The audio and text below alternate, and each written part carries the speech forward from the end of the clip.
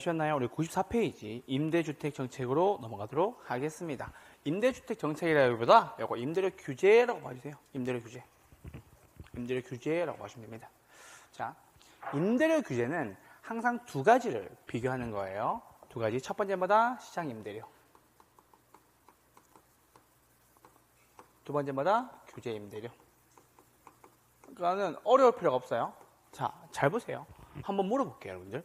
여러분들 5 더하기 5는 얼마예요? 10. 5 더하기 5 10이죠? 다시 물어볼게요. 3210 더하기 321은 얼마예요? 계산 못하죠, 지금. 근데 잘 보세요. 잘 보세요. 계산하지 마. 자, 보세요. 5 더하기 5는 10 한 번에 구했죠? 근데 보세요. 제가 써볼게요. 3210 더하기 321이에요. 이거 얼마예요? 1, 3, 5, 3. 3531이죠? 쓰면 계산할 수 있다고. 무슨 말이냐? 임대료 규제, 임대료 정책, 요게 숫자를 쓰면 보여요. 근데 안 쓰고 눈으로만 읽잖아요. 그럼 안 읽힌다니까. 그럼 잘 보세요. 시장 임대료는 시장에서 받고 있는 돈을 이야기하는 거예요. 오케이? 자, 저 상가 시장에서 얼마에 거래된다고? 월 임대료 100만 원이라고. 근데 이렇게 되는 거지. 정부가 나와가지고 너네 저거 100만 원 받고 있지? 얼마 이상 받지 마. 80만 이상 받지 마 라고 얘기하는 거예요. 그럼 보세요. 80만 이상 받지 마 라고 얘기하면 어디가 크다? 시장 임대료가 크죠? 이때는 규제 효과가 있다 없다? 규제 효과가 없다라는 겁니다. 아, 됐죠? 죄송해요. 반대로. 규제 효과가 있지. 맞죠? 미안해요. 미안합니다. 낮게 규제하니까 규제 효과가 생기겠죠? 맞죠? 근데 잘 보세요. 규제 효과가 있습니다. 자, 첫 번째, 단기에는 뭐가?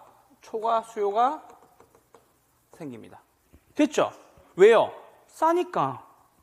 원래 100만 원 받는 거 월세 얼마라고? 80만 원 받는데 기뻐요, 안 기뻐요? 기뻐요? 친하게 지내지 마세요. 임차인이에요. 기쁘다고 하면 임차인이에요. 친하게 지내면 안 돼요. 저분 건물이 없어요. 기쁘다고 하신 분은 임차인이에요. 아시겠죠? 슬프다고 하셔야, 슬퍼요 하셔야, 그래요? 건물 준 거야. 아시겠죠? 봐봐, 이렇게 사람이 이렇게 잘 낚이시는 분들이 있어. 아시겠죠? 이런 느낌인 거야. 아시겠죠? 임대료 규제했을 때 기뻐하는 분하고 친하게 지내지 마세요. 임차인이에요. 아시겠죠?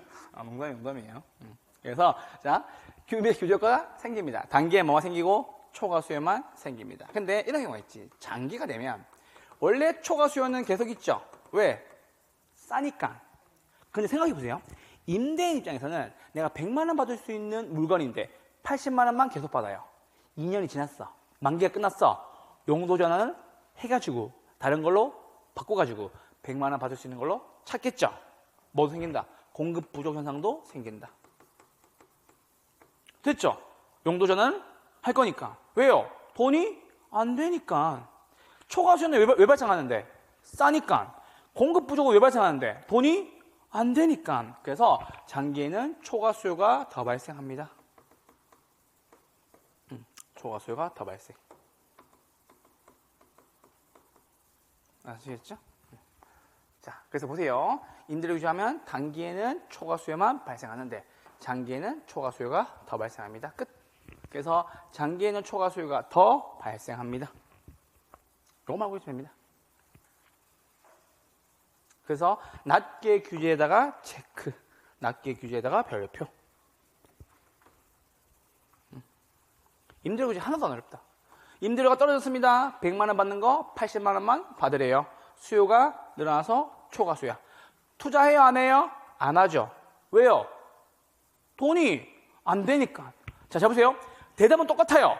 싸니까 초과 수요. 돈이 안 되니까 공급 부족, 투자 기피, 질적 저하. 맞죠? 자, 수준 저하됩니다. 왜요? 돈이 안 되니까. 돈을 불 이유가 없겠죠. 공급이 감소합니다. 돈이 안 되니까. 이동 저하, 암시장이 생기는 거죠. 자, 그래서 보세요. 80만 원이었죠? 자, 내가 집을 구해야 돼. 사장님, 제가 20만 원을 관리비로 더 드릴 테니 들어가게 해주세요 라고 하겠죠? 뭐다? 암시장이 만들어진다라는 얘기입니다. 그 뜻입니다. 그래서 임대료 규제는 아주 쉬워요. 임대료 규제는 요거 시장 임대료보다 규제 임대료가 낮을 때 생긴다라는 겁니다. 자, 그리고 요거 하나만 잠깐만. 자, 여기다가 100만 원, 80만 원 이렇게 쓰시고요. 자, 요거 100만 원에다가 근데 이런 경우가 있지. 시장에서 100만 원 받고 있는 물건인데 갑자기 정부가 나와가지고 야, 너네 저 물건 120만 원 이상 받지 마 라고 얘기해요. 그럼 우리 뭐라 그래요? 땡큐? 땡큐 아니고 오늘 되게 신박한 대답들을 많이 하시네요. 범죄도 재밌어요? 라고 물어보는 경우도 있고 땡큐라 망하겠지. 여기 봤는데 누가 들어가요? 120만 원 100만 원짜리 120만 원 누가 들어가요? 바보야. 왜 땡큐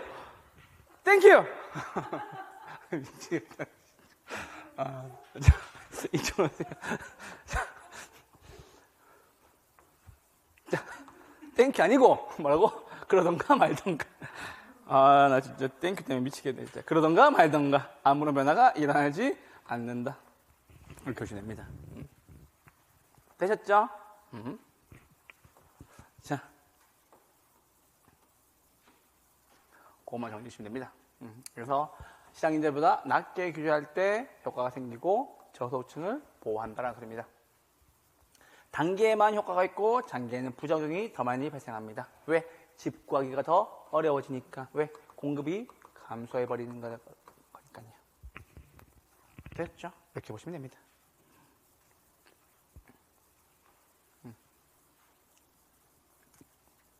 단기에는 초과 수요만 있고 장기에는 공급이 감소까지 되면서 문제가 더 심각해진다라는 얘기입니다. 자, 이제 한번 보시죠.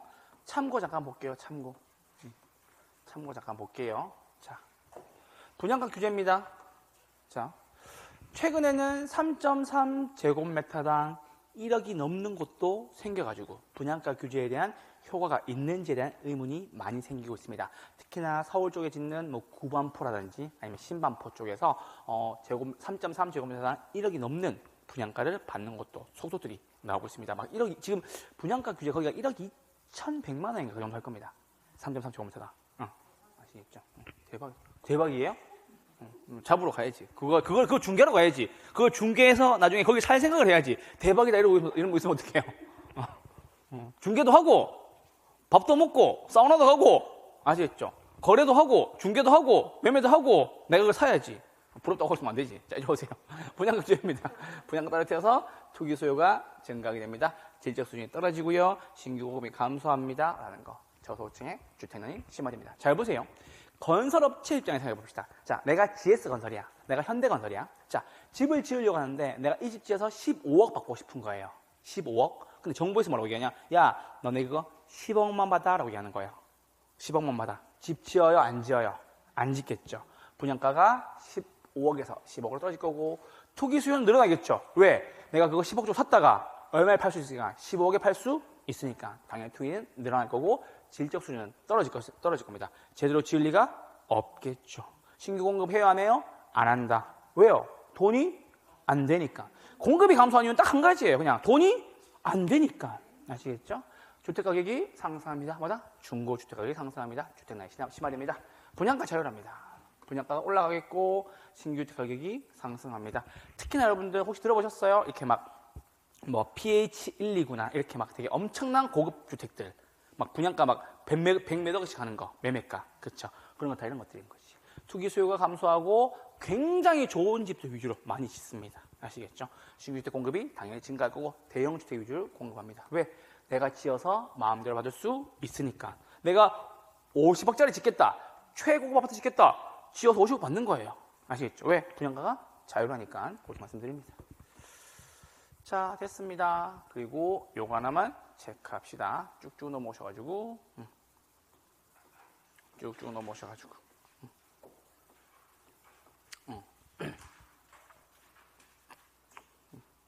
여기다 하나만 쓰고 넘어갈게요. 잠깐만요. 됐다. 여기 하나만 체크. 못 찾아가 죄송합니다. 자, 도시형 생활주택 요걸 한번 체크하시고 도시형 생활주택 체크하시고 무엇을 분양가 상한제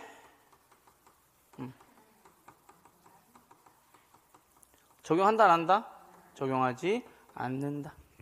분양가상한제 적용하지 않는다.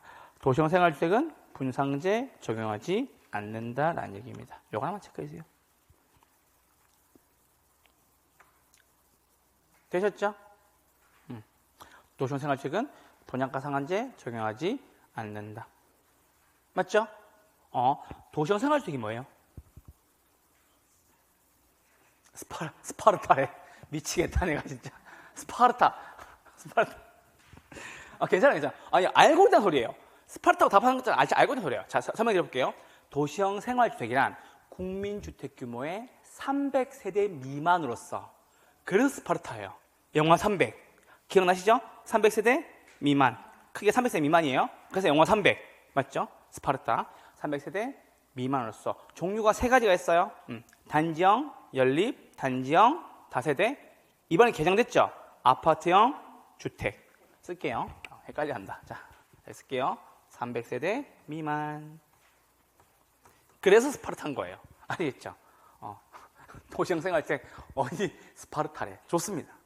아주 좋습니다. 300세대 미만.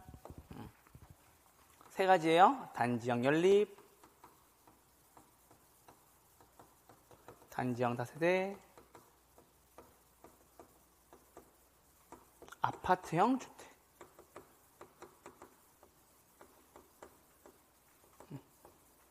요게 바뀐 거죠.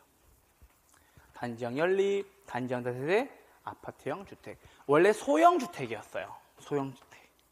그래서 얘는 원래는 60제곱미터 미만이었다고. 우리 맨날 59로 짓는 거 알고 계시죠? 이거였다고. 그래서 이거 4층 이상도 못 지었다고. 이거 아니고 아파트형 주택이 되면서 84제곱미터, 85 미만으로 짓기 시작했고 5층 이상도 올릴 수가 있습니다. 도시형 생활주택에 대한 건축 규제를 많이 풀어준 거가 되겠네요. 도시형 생활주택 장점이 뭐였죠? 분상제 적용받지 않으니까. 맞죠? 내가 건설업체라면 도시형 생활주택을 지어서 마음대로 원하는 가격에 팔 수도 있을 거고, 이제는 4층이 아니라 5층 이상도 지을 수가 있을 거고, 이제는 59가 아니라 85 미만으로 지을 수도 있겠다라는 의미입니다. 됐죠? 이걸만 쳐주시면 됩니다. 경제자유구역에서 공급하는 공동주택. 이거 경제자유구역 인천 같은 데가 많이 있어요. 관광특구도 마찬가지고. 이거 나중에 이제 공법에서 나온 내용이니까 됐습니다. 자, 쭉쭉 넘어오세요. 자, 임대료 보조입니다. 임대료 보조. 자, 아까 우리 방금 임대료 규제했죠? 이번에 뭐 한다? 임대료 보조해준다. 제가 이제 지난주에 이제 잠깐 주민센터를 갈 일이 있어서 갔었는데, 주민센터 입구에 그런 게 붙어 있더라고요. 청년 주거비 지원 이렇게 나와 있더라고. 그거 나중에 잘 한번 가보세요, 여러분들. 혹시나 이렇게 자녀분들이나 어린 분들 이렇게 혹시 객지에 이렇게 본가 말고 다른 데 멀리 사고 계시면 혹시 꼭 이렇게 주민센터 가가지고 너네 혹시 그 청년 주거비 지원 혜택 없니? 라고 물어보세요. 있더라고. 저희 동네에 가니까는. 제가 자주 가보거든요. 저는 이렇게 은행도 자주 가고요. 동사무소 자주 가고요. 이렇게 길 가면서 가봅니다. 가가지고 혹시 뭐 없나 쳐다보고 옵니다. 혜택을 받으면 받아야지. 맞죠? 그래서 임대료 보조는 뭐냐면 돈 주는 거예요. 알겠죠? 돈 주는 거다. 좋아요, 싫어요? 친하게 지내지 마세요. 친하게 지내지 마세요. 아시겠죠? 농담이에요. 받아야지. 악착같이 받아야지. 아시겠죠? 이제 답을 망설이기 시작했어. 좋아요. 아직 살아있네 이 뜻입니다. 살아있어. 좋아요. 자, 임대료 규제는 6천만 원만 받으세요라는 소리고, 임대료 보조는 돈 주는 겁니다. 돈 주는 거. 자, 이쪽 오세요. 자, 생각해 보세요. 자, 단기가 효과입니다. 당연히 수요가 증가하겠죠. 왜? 돈을 더 벌었으니까. 맞죠? 됐어요? 임대료가 올라가죠. 자, 잘 보세요. 월세 80이었어. 근데 정부가 20만 원으로 줬어. 20만 원 지급받았어요. 맞죠? 그러면은 임대인이 이 사실을 알아요, 몰라요? 알아요. 귀신같이 알아요. 그래서 오늘 퇴근하는 임차인을 기다렸다가 집 앞에서 마치 우연히 만난 척 하면서 말을 걸죠. 말을 걸면서 저 101호 총각 이렇게 얘기하면서, 그죠? 100일 총각 이러면서 자, 혹시 관리비 5만 원만 좀 더 올려줄 수 없을까요? 물어보겠죠? 맞아요? 그래서 뭐다? 임대료가 올라가게 된다라는 소리입니다. 됐죠? 요 받은 20만 중에서 어디 5만 원은 누구한테? 임대인한테 넘어가게 된다. 됐죠? 임대료가 오르겠죠? 임대인은 초과이윤을 누릴 수가 있게 됩니다. 20만 원 받았는데 5만 원 정도는 줄 수 있겠다. 맞죠? 자, 근데 잘 보세요. 장기 효과가 중요해. 장기 효과가. 자, 잘 보세요. 그러면은 원래 월세가 얼마였는데? 80만 원이었는데 5만 원 더 받았죠? 맞죠? 자, 아까 우리 공급 감소 요인은 돈이 안 되기 때문이었죠. 공급 증가 요인은 왜 공급이 증가해요? 돈이 되니까. 맞죠? 돈이 되면 공급을 하겠죠. 자, 공급 증가 체크. 왜? 돈이 되니까. 그거 아세요? 귀신같이 늘어납니다. 돈이 되잖아요? 귀신같이 늘어납니다. 이게 시장의 수요 공배의 원리거든. 아시겠죠? 자, 그래서 보세요. 자, 공급이 증가했습니다. 자, 원래 80만 원 받다가 85만 원 받죠? 근데 옆집에서 이렇게 얘기하는 거지. 나는 3만 원만 줘 라고 얘기하는 거죠. 공급이 늘어나니까. 맞죠? 또 옆집에서 뭐라 그래요? 나는 81만 원만 줘 하겠죠? 또 옆집에서 뭐라 그래요? 야, 나는 그냥 원래 80만 원 받던 거 그것만 받으라고 얘기하는 거죠. 그래서 뭐다? 다시 임대료가 떨어지게 된다라는 소리입니다. 됐죠? 임대인은 다시 정상이윤 누리고 임차인은 오롯이 그 20만 원을 누리게 될 겁니다. 이 차이입니다. 감 잡았죠 지금? 그러니까 이거 임대료 보조, 임대료는 되게 상식적인 거예요. 아시겠죠? 그래서 뭐다? 싸면 초과 수요, 돈이 되면 공급 증가, 돈이 안 되면 공급 감소. 요 원칙 세 가지만 지키시면 돼요. 아시겠죠? 말씀드립니다. 자, 수요 측 보조금 누구 도와주는 거예요? 임차인 도와주는 거예요. 임차인 보조금. 근데 이런 경우가 있지. 가격을 보조해 주는 거 있고 돈으로 주는 경우가 있죠. 이건 뭐다? 돈 주는 거고 이거는 집세 도와주는 거고. 맞죠? 집세 도와주는 거는 수요가 증가한다는 측면에서는 효과가 크지만 소득 보조, 현금 주는 거지. 맞죠? 내가 20만 원을 돈을 받는 거예요. 10만 원은 소고기 사 먹고 10만 원은 집값 내면 좀 더 뿌듯하겠죠? 우선 배가 부르니까. 맞죠? 그래서 뭐다? 소득 보조가 효용에서는 효과가 크다라는 얘기입니다.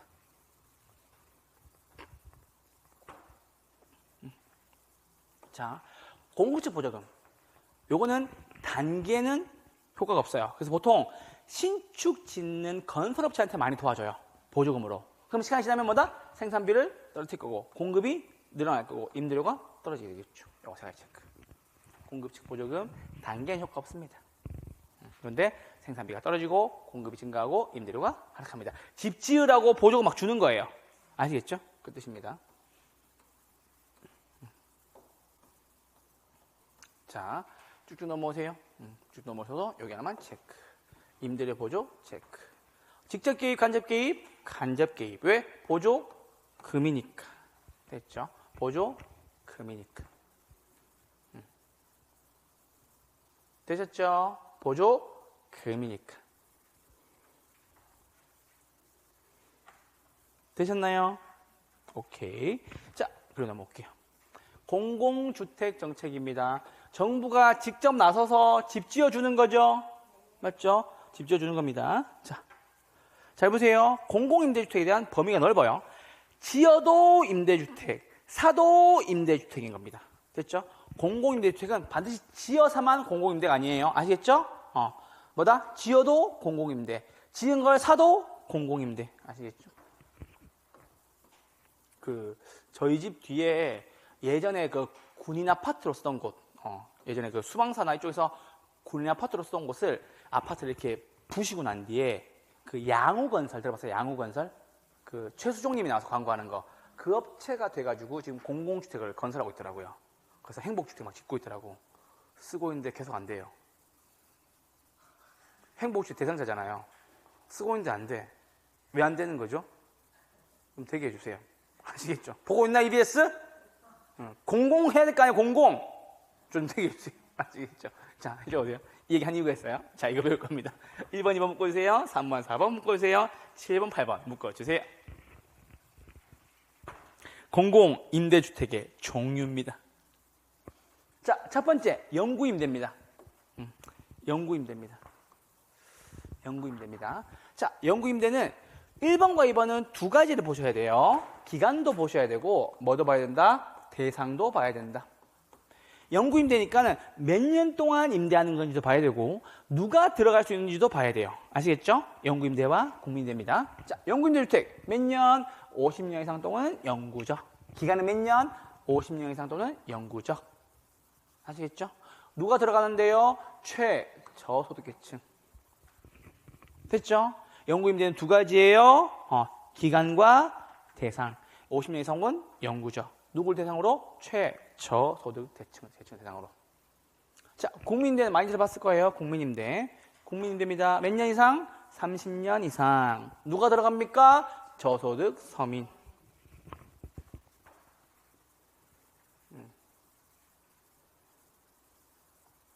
되셨죠? 자, 3번과 4번은 대상만 쓰시면 돼요. 대상만. 3번과 4번 대상만. 됐죠? 자, 얘는 기간이 안 나와요. 사람만 나와요. 자, 행복주택입니다. 행복주택. 자, 누구? 대학생. 누구? 사회초년생. 대상만 나와요.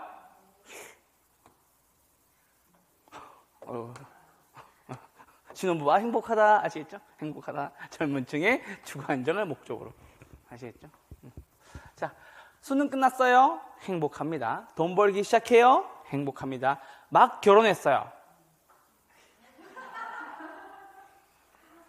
힘들어 죽겠어요. 여보 보고 있나? 신혼부부 행복합니다. 자, 젊은 층 등. 그래서 사람만 나와요. 사람만. 대학생, 사회초년생, 신혼부부 등의 젊은 층. 사람만 나옵니다. 행복한 사람들. 좀 의문이긴 합니다. 자, 통합공공임대 주택입니다. 통합이니까 사람만 다 나오면 되겠죠? 그래서 1번, 2번, 3번 다 나옵니다. 누구? 최저소득 영구임대, 저소득 국민임대, 젊은 층, 행복주택, 그리고 몸이 불편하신 분들이나 국가유공자분들, 사회 취약계층 등. 사람만 나옵니다. 사람만, 대상만. 자, 장기 전세는 뒤에 전세계약 방식만 체크. 분양 전환은 분양 전환할 목적만 체크하세요. 그런데 잠시만요. 여기서 스톱. 5번과 6번은 안 묶은 이유가 있어요. 5번 장기 전세 나오니까 전세 계약 나왔죠? 6번 분양 전환 공공임대주택은 특징이 있어요. 뭐가 있냐? 다른 것들은 다 재정 지원을 받아요. 자금이나 재정 지원 받습니다. 재정 지원 받는데 분양 전환 공공임대주택은 재정 지원이 있다 없다? 재정 지원이 나오지가 않습니다라는 거 하나만 체크해주세요. 그래서 분양 전환 공공임대주택에다가 도시금의 자금을 지원받아라는 말이 나오면 틀린 지문입니다. 되셨죠? 기준주택 매입, 기준주택 전세. 자, 기준주택 매입은 다른 건설회사가 지어놓은 거, 뭐다? 사서 공급하는 거예요. 아시겠죠? 기준주택 전세는 이 뜻이에요. 기존주택 전세는 전세란 말이 안 나와요. 오케이? 아까 우리 장기 전세는 전세란 말이 나왔죠? 기존주택 전세는 전세란 말이 안 나온다고. 조심하셔야 돼요. 뭐만 나온다? 임차하여 전대한다라는 소리입니다. 전대가 뭔데요? 빌린 걸 또 빌려주는 거. 맞죠? 자, 옆에 친구가 아주 필기가 잘 된 노트를 보고 있어요. 빌려줘 라고 얘기하니까 뭐라 그래요? 나도 빌렸어 라고 얘기하죠. 맞죠? 그럼 우린 그때 빌려줘 라고 얘기하지 말고 뭐라고 얘기해야 돼요? 전대해줘 라고 얘기해야 되겠죠. 그때 쓰는 거예요. 아시겠죠? 그러니까 계속 빌린 거야. 아시겠죠? 너도 필기 잘 됐어. 문제 잘 풀었어. 좀 빌려달라고 얘기해요. 빌려줘 라고 얘기했는데 나도 빌렸어 라고 얘기한다면 전대해줘 라고 얘기합니다. 아시겠죠? 빌린 걸 다시 빌려준 걸 전대다 라고 얘기합니다. 됐죠? 용어 정확하게 써야지. 아시겠죠? 넘어가겠습니다. 자, 잠깐만요. 요거 한번 체크합시다. 공공임대주택 종류 몇 가지예요? 몇 가지? 8가지. 맞죠? 자, 영, 국, 행 잘라주시고 영국 갈 때는 뭘 봐라? 통장을 봐라. 언제마다? 분기마다. 1분기에 통장 보고, 2분기에 통장 보고, 3분기에 통장 보고, 4분기에 통장 보고, 통장만 보다가 못 가고.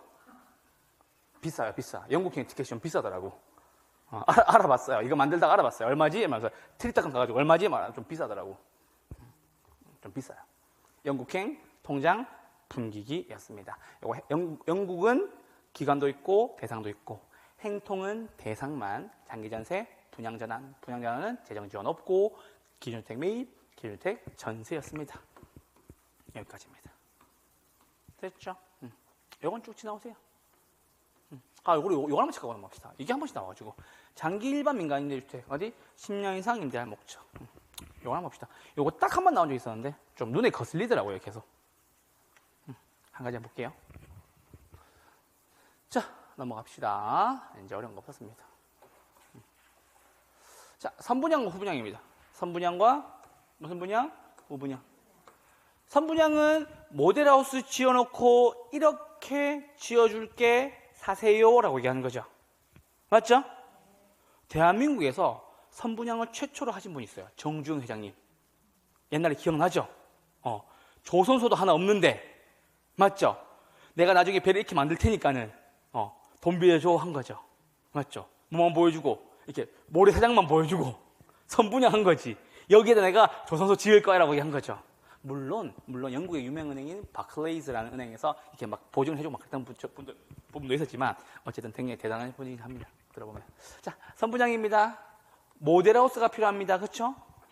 누구 중심? 공급자 중심. 됐죠? 잘 보세요. 선분양을 하게 되면 내가 모델하우스만 지어놓고 소비자로부터 돈을 긁어 모을 수가 있겠죠? 소비자들이 돈 내고 갈 거니까. 우리 보통 계약금 10%, 중도금 50, 40%, 50% 이렇게 돈을 세 번에 맞춰서 나눠서 내죠.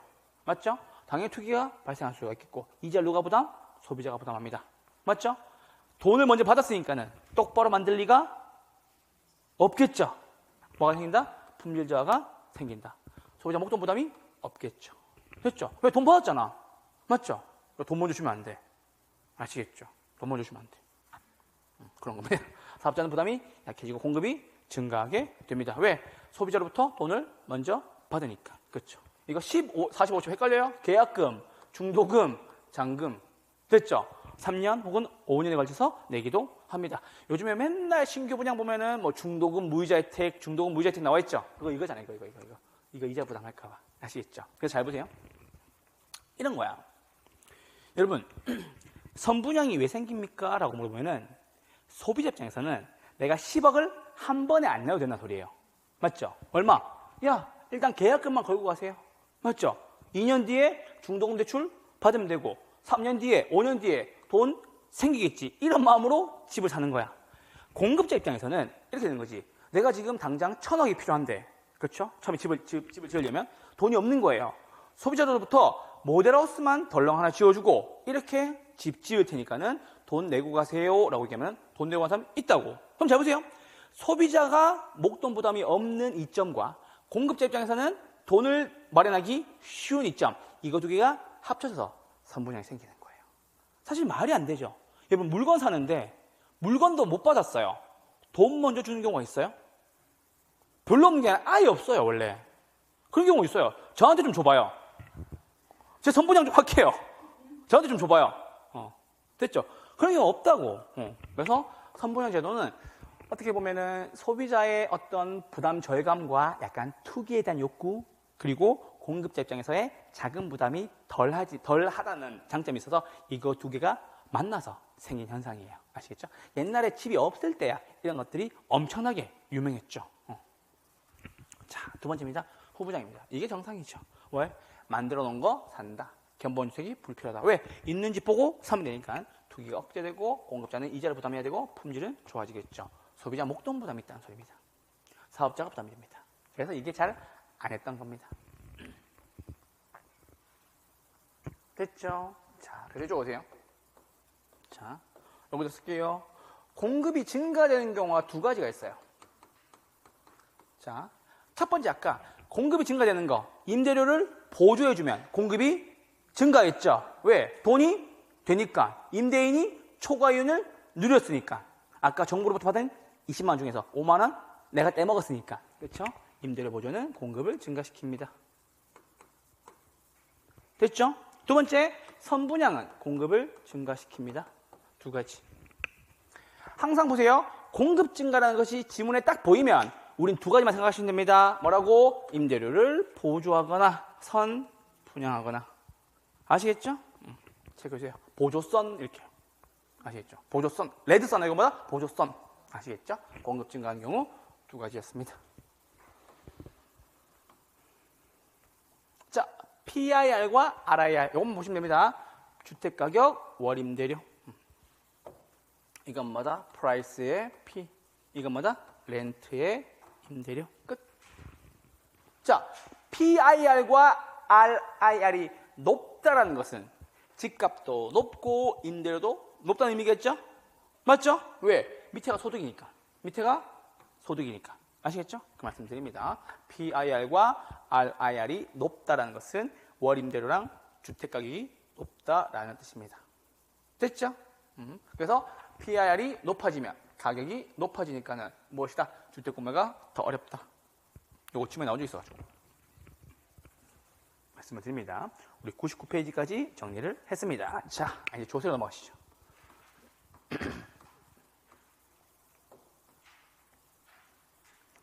자, 조세입니다. 세금 내는 거죠? 맞죠? 자, 세금 내는 거죠? 자, 이제 오세요. 국세와 지방세, 국세. 나라에서 가지고 가는 세금이면 국세, 지방세, 해당 지역에서 가져가면 지방세.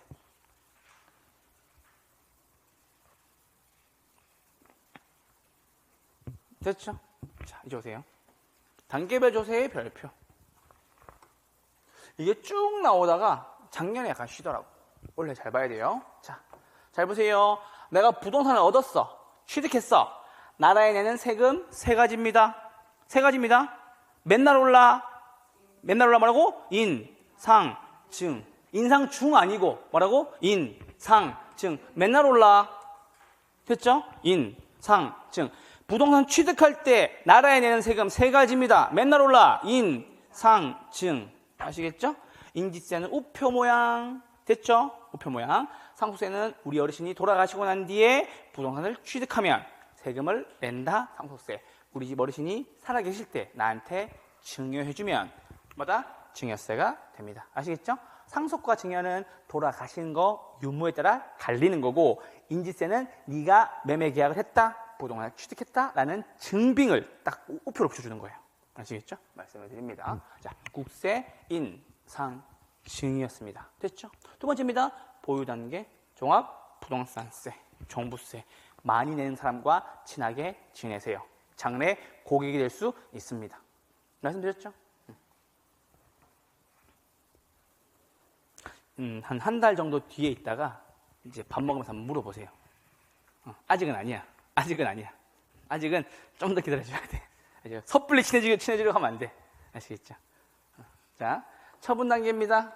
누구? 양도 소득세, 말도 소득세, 소도 소득세. 미안합니다. 누구? 양도 소득세. 아시겠죠? 얘는 매매 차익에 대한 세금을 내는 거예요. 말이 안 돼. 아씨. 이럴 거예요, 지금? 호응 이렇게 할 거야, 지금? 내가 대관령 양떼 목장을 몇 번이나 가는데, 가가지고, 너도 소득세! 막 하는 거지, 막. 막 지나가는 길에도 막, 너도 소득세! 막 하는 거지. 양도 소득세. 알아서 수업 딱딱하게 할 거예요. 자, 여러분, 지방세예요. 두 개 내세요. 지방세, 동명세. 끝. 자, 잠깐만. 여러분, 요건 잘 알고 계셔야 돼요. 왜냐면, 중개사를 하시다가 매매를 하면 취등록세 얼마예요? 라고 계속 물어봐요. 아시겠죠? 어느 정도 알고 계셔야 돼요. 말씀을 드립니다. 재산세입니다. 보유단계 어디에 내는 거? 지방에다가 내는 거. 개론쌤 얘기했죠? 재산세 내는 남자예요. 얼마? 자존심 상해요, 갑자기. 재산세 12,750원 내고 있어요. 저기 시골에 땅이 있어가지고. 할아버지가 주신 땅이 있어가지고 12,750원 내고 있습니다. 해당 지역에 저기 두메 산골 어딘가에 내고 있습니다. 잘 먹고 잘 살고 있냐? 내 재산세 가져가가지고 해당 지역에 냅니다. 아시겠죠? 지방소득세, 양도소득세 몇 퍼센트? 10% 냅니다. 알고만 계시면 돼요. 이거 중요한 거 아닙니다. 됐습니다. 자, 마무리 지을게요. 한 번에 끝내야 돼요. 자, 넘기고. 자, 취득할 때 나라에다 내는 세 가지입니다. 세금 세 가지. 뭐였죠? 인, 상, 증. 인이 뭐예요? 인지세. 상은요? 상속세. 증은요? 증여세. 아시겠죠? 이거 앞 글자만 따면은 뭔지 모르는 경우가 있더라고. 큰일 나요. 자, 두 번째입니다.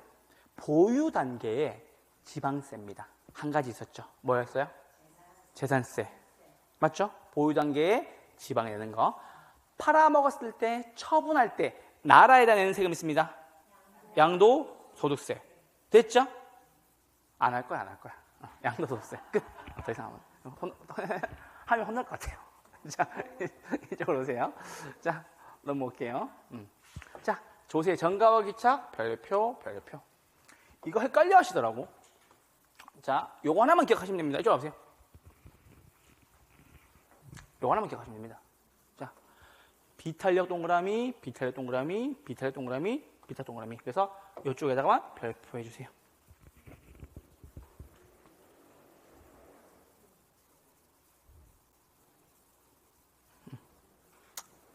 비탄력 동그라미, 비탄력 동그라미. 되셨나요? 자, 잘 보세요. 이런 경우인 거예요. 전가는 떠넘기는 거죠. 귀착은 결국 누가 냈니 그 뜻입니다. 됐죠? 귀결되어 도착하였다는 뜻입니다. 쓸 필요는 없어요. 잘 보세요, 여러분들. 그런 경우가 있겠지. 자, 보세요. 자, 임대인이 건물을 가지고 있다는 이유만으로 얼마? 세금을 100만 원을 맞았어요. 됐죠? 그럼 이 건물주는, 임대인은 정부가 나한테 세금을 내라고 했으니까 좋아, 정당하게 세금을 100만 원 내겠어 라고 생각을 할까요? 아니면 오늘 저녁에 퇴근하는 임차인을 기다릴까요? 퇴근하는 임차인을 기다리죠. 그래서 임차인이 이렇게 와. 집에 이렇게 임차인이 열심히 집으로 와. 오면은 마치 우연히 만난 듯한 연기를 하면서 어머 이제 들어오세요 라고 얘기를 하면서 본인의 이야기를 슬슬 돌리다가 이 받은 세금 100만 원을 얘기하지 않고 물가가 너무 올라서 라고 얘기하면서 무엇을 시도합니까? 전가를 시도합니다. 맞죠? 그래서 뭐다? 잘 보세요. 20만 원을 전가시킬 수도 있고 80만 원을 전가시킬 수도 있습니다. 맞아요? 많이 전가시킬 수도 있고 적게 전가시킬 수도 있습니다. 됐죠? 그래서 보세요. 어떤 느낌이냐면 비탄력적일수록 더 많이 낸다라는 것만 하나만 알고 계세요. 비탄력적일수록 더 많이 낸다. 자, 그럼 잘 보세요. 임대인은 수요자예요? 공급자예요? 공급자죠? 자, 만약에 공급이 비탄력적이라면 누가? 임대인이 80만 원을 내고 임차인은 20만 원만 내면 됩니다. 언제? 공급이 비탄력적인 경우에. 누가 많이 낸다? 임대인이 많이 낸다. 임대인 다른 말로 하면 돼? 공급자. 됐죠? 그래서 얼마까지? 80만 원까지 전가 못 시킨다라는 소리입니다. 이거 하나 알고 계세요. 됐죠? 잘 보세요. 비탄력적일수록 세금을 더 많이 떠한다는 소리입니다. 됐죠, 지금? 이해됐어요, 지금? 자, 그래서 하나 보세요. 여기다가 이거 하나만 체크합시다. 자, B 가운데 쓰시고, B 가운데 쓰시고, 네모, 더 부담 쓰세요. 네모, 더 부담. 이 네모가 글자가 똑같은 소리입니다. 감 잡았어요? 오케이? 보세요. 그럼 봐봐. 수요가 비탄력적이에요. 누가 더 부담? 수요자가 더 부담. 맞죠? 공급이 비탄력적이에요. 누가 더 부담? 공급자가 더 부담. 그러면 뭐만 찾으면 돼요? B만 찾으면 되죠? 김태희 신랑만 찾으면 되죠? 됐죠? B만 보이면 앞과 뒤의 글자가 똑같고 더 부담합니다. 그 뜻입니다. 됐죠? 정지훈 씨 보고 계십니까? 형, 제가 되게 좋아했었어요. 학창시절에. 따라오고 싶었어요. 이 몸치라서 안 돼서 그렇지. 사랑합니다. 자, 이쪽 오세요. 자, B가 보입니다. B가 보입니다. 맞죠? 앞에 글자와 뒤에 글자가 똑같다고. B가 보입니다. 앞에 글자와 뒤에 글자가 똑같다고. B가 보입니다. 앞에 글자와 뒤에 글자가 똑같습니다. B가 보입니다. 앞에 글자와 뒤에 글자가 똑같습니다. 더 많이 부담, 많이 부담. 근데 보세요. 완전이란 말이 보여요. 뭐다? 전부 부담. 완전이란 말이 보여요. 뭐다? 전부 부담. 그래서 이거 하나만 정리해 드릴게요. 비탄력적일수록 가격 변화에 민감해요? 둔감해요? 둔감합니다. 그래서 세금 내라고 하면은 아 그런가 보다 합니다. 됐죠? 탄력적일수록 가격 변화에 민감합니다. 됐죠? 자 여기서 결론. 우리는 탄력적인 사람이 돼야 되겠어요? 비탄력적인 사람이 돼야 되겠어요? 예시 들어볼게요. 탄력적인 사람입니다. 편의점에 갔더니 콜라가 100원 할인해요. 콜라 얼른 사는 거지. 탄력적인 사람. 됐죠? 비탄력적인 사람. 샤넬 매장에 갔더니 에르메스 에르메스 샵으로 갑시다. 좋은 거가 뭐 내 것도 아닌데 뭐 그죠? 에르메스 샵을 갔어. 버킨백 2,700, 800 하는데 1,000만 원 올랐어. 사요 안 사요? 사야지. 가격 변화에 나는 둔감하니까 1,000만 원 올라도 나는 산다. 됐죠? 우린 탄력적이어야 되겠어요? 비탄력적이 되겠어요? 비탄력적. 됐죠? 가격 변화에 둔감해야 돼. 뭐 돈 있는데 뭐. 그렇죠? 됐죠? 그래서 보세요. 비탄력적일수록 가격 변화에 둔감하다. 제가 원래 한때 되게 비탄력적인 사람이었는데 결혼하고 난 뒤에 엄청 탄력적입니다. 와이프한테 혼나요. 여보 이거 100원 할인해주는데 왜 안 샀어? 그래서 왜? 남자들 어때 보통 그렇잖아요. 그렇죠? 막 이렇게 할인 모르고 그렇죠? 500원, 1,000원 할인 모르고 막 그냥 사잖아요. 원 플러스 원지도 모르고 막 사잖아요. 그냥. 원래 엄청 비탄력적인 사람이었습니다. 근데 요즘에 뭐 주유비 할인해주면은 할인되는 카드 없나? 막 카드 다 찾아보고. 옛날엔 아무 카드 막 했어요. 카드를 막 했어요. 할인을 못 받고. 근데 요즘에 주유소 가가지고 기름 넣으면은 주유비 할인 안 되는 카드로 주유비 결제하면은 와이프한테 혼나요. 이렇게 막. 여보 이거 어떻게 해야 돼? 굉장히 탄력적인 사람으로 변했다라는 슬픈 소식이었습니다. 됐죠? 이렇게까지입니다. 울고 싶어요.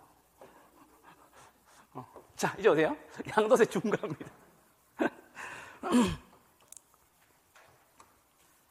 가족을 팔면 안 되는데 원래 촬영할 때 미안합니다. 자, 양도소득세와 토지보유세의 경제적 효과입니다. 양도세 중과합니다. 자, 양도세가 뭐예요? 매매 차익에 대해서 얻은 이득에 대해서 세금 많이 내라는 소리겠죠. 양도소득세를 많이 내라. 자 보세요. 여러분이 만약에 10억을 집을 10억 갖고 있다가 몇 년이 지났다? 3년 지나서 집값이 올라서 15억이 됐어요. 맞죠? 어머나 나 5억만큼 시세 차익을 얻었네. 맞죠? 집을 팔려고 하니까 갑자기 정부에서 어쭈 너 5억을 앉아서 먹었구나 라고 얘기하면서 3억을 세금을 내래요. 집 팔아요 안 팔아요? 안 팔죠. 맞죠? 그 뜻이에요. 자 보세요. 그러면은 보세요. 양도소득세를 많이 내라 라고 하면 집을 팔아요 안 팔아요? 안 파는 거다. 맞죠? 내놨던 물건들 싹 다 걷어들이겠죠. 공급은 감소가 되고 오히려 주택가격은 더 오르게 되겠죠. 세금 매기니까 집 안 팔고, 맞죠? 사고 싶은 사람은 계속 생기겠죠. 집값이 오히려 17억, 18억까지 올라가 버린다는 소리입니다. 아시겠죠? 대표적으로 강남에다 이렇게 했다가 난리 나는 거예요. 아시겠죠? 자, 보유세는 중과하면 공급은 증가합니다. 이건 뭐 보유세니까 됐고요. 쭉 넘어오세요. 자, 거래세 인상입니다. 자, 보세요. 거래세를 올린대요. 취등록세 올린다고. 좋아요, 싫어요? 싫겠지. 소비자 내는 돈 늘어나고 공급자 받는 돈 줄어들고. 이게 뭐가 어려워? 잉여 감소. 됐죠? 잘라주시고. 거래세 인상으로 인한 세율 수입의 증가분은 정부가 세금을 가져가지만 거래해요 안 해요? 거래량이 감소되면서 뭐다? 경제적 순손실이 생긴다. 경제적 순손실 묶어주시고요. 하나만 전해드릴게요. 경제적 순손실 무슨 말이냐? 경제적 순손실이란 경제 주체들이 시장을 떠났을 때 발생하는 손해액이다라는 소리입니다. 탄력적이면 많이 떠나겠네요. 양변화가 크니까는 많이 떠나서 손실이 커지고 비탄력적일수록 못 떠나니까 손실이 작아진다. 경제적 손실이란 시장 참여자가 시장에 참여하지 않음으로써 생기는 손실입니다. 여러분들이 대표적인 예시가 될 수가 있겠네요. 여러분들 중개해서 중개 수수료를 받죠. 근데 거래가 없대요. 손실이 심하겠죠. 맞죠? 그럼 보세요. 탄력적인 경우와 비탄력적인 경우 생각해 봅시다. 잘 보세요. 평촌에다가 거래세를 높이는 거야. 그러면은 신혼부부예요. 아직 애가 없어. 어디로 이사 가요? 인덕원이나 사당으로 이사 가겠죠. 탄력적이죠? 근데 비탄력적인 경우도 있죠. 신혼부부인데 애가 하나 있어. 학교 여기서 다니고 있어. 이사 가요, 못 가요? 못 가지. 맞죠? 비탈적인 거지. 됐죠? 그래서 여기서 어쩔 수 없이 집을 거래할 수밖에 없는 거지. 뭐라고 얘기하면서 우리 애가 여기 초등학교 다니고 있어요 라고 얘기하는 거지. 신혼부부 애가 없으면 엄청 탈적이에요. 도망가면 되지. 근데 비탈적인 거다. 양변화가 작다. 언제? 애가 있으면 그거 하기가 힘들다는 소리입니다. 요거 예시로 설명드립니다. 들어주세요. 자, 헨리 조지입니다. 제가 되게 좋아하는 학자님이시기도 하고 제가 요거 이야기를 한참 풀어드렸더니 작년 시험에 나왔어요. 헨리 조지. 이분은 가방끈 되게 짧아요. 아마 정규 과정도 아직 다 못 마친 분이시고 근데 그럼에도 불구하고 되게 위대한 책을 썼죠. 진보와 빈곤. 사회는 자꾸 진보하는데 왜 가난은 끊임이 없는가 라고 얘기를 하면서 뭐 주장했다? 토지 단일세론을 주장했다. 제가 그 얘기 했나요? 전 세계에서 가장 많이 팔린 책 뭐예요?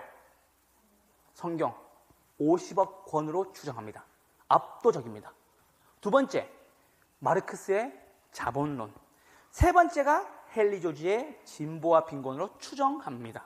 그만큼 대단하신 분이에요. 마르크스 같은 경우에 되게 위대한 경제학자이기도 합니다. 근데 이분은 정규과정도 안 거쳤는데 진보와 빈곤이라는 책을 벌써 몇백 년 전에 쓰셔가지고 이야기를 했었습니다. 뭐라고 얘기했냐? 토지에서 나온 지대 수입만 100% 징세하고 토지에 대한 다른 조세를 철폐하자라고 얘기했습니다. 요거 끝. 됐죠? 자, 그래서 양도세 중과하면은 동결 효과, 얼어붙는 효과죠. 경제 순손실은 탄커, 비작, 탄커, 비작. 헨리 조지는 무엇 주장? 토지 단일세론을 주장하였다라는 소리입니다. 여기까지 해서 정책론 끝이 났습니다. 저희는 잠깐 쉬었다가 투자론으로 뵙도록 하겠습니다. 잠깐만 쉴게요.